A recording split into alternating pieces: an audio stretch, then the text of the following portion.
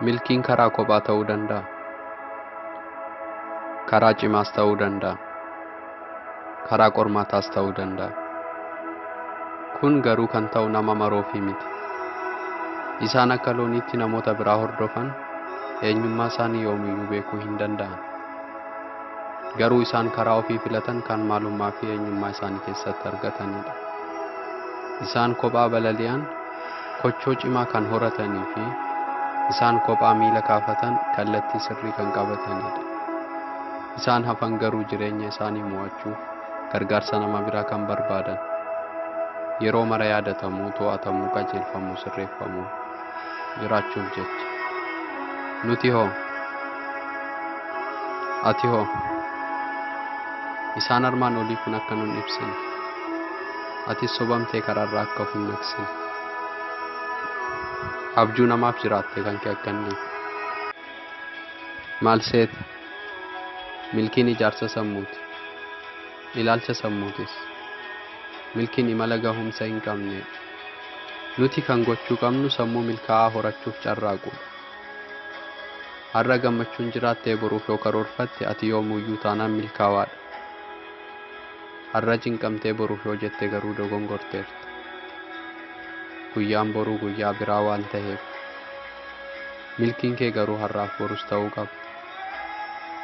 Eenyus taanaan icciitii addunyaa beekuu hin danda'u. Icciitiin addunyaa waan hin baramneef. Garuu dandeettii horachuu barbaannaan, humna horachuu barbaannaan deemitii soqadhu. Sababni isaas dandeettis ta'ee humni kennaa waaqaa qofa osoo hin taane wanta nuti guyyaarraa gara guyyaatti muuxannoo fi ogummaa nuti shaakalluun dagagsiifamudha. Horachuus ta'ee fooyyeffachuu ni dandeenya jechuu kooti.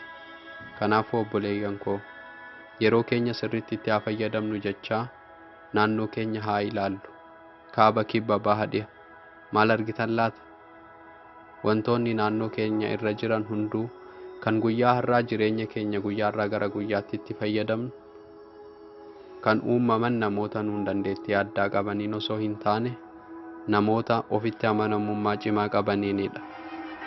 Wanta barbaanne gochuu ni dandeenya. Salphaadha jechuu koo osoo hin taane ni danda'ama jechuu kooti. Hin danda'amu taanaan hin uumamu tureeyyu. Addunyaan har'aa namoota ofitti amanamummaa qaban barbaadde. Addunyaan har'aa namoota si'aayinnaa fi onnee sammuu milkaa'aa horatan barbaadde.